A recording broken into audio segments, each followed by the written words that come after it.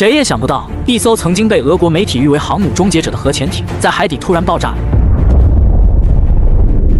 2000年8月，库尔斯克号核潜艇去参加巴伦支海的实弹军事演习。出发前，他们对鱼雷数据做了各项检查，确认安全后，潜艇在核反应堆的驱动下驶出了港口。可没过多久，当艇员再次检查时，却发现鱼雷温度有上升的迹象，便在会议上将此事上报给了艇长。而艇长给出的解决方案是，到达预定海域后，第一时间将这枚鱼雷发射出去。可就当他们装填鱼雷时，却发现鱼雷温度正在快速上升。艇员汉克立刻联系艇长，要求马上发射这枚鱼雷。可艇长得知鱼雷温度并未达到警戒线，让他们坚持到预定海域后再按照发射命令发射。此时的汉克已经预感到事情的严重性，眼里充满了恐惧和不安。突然，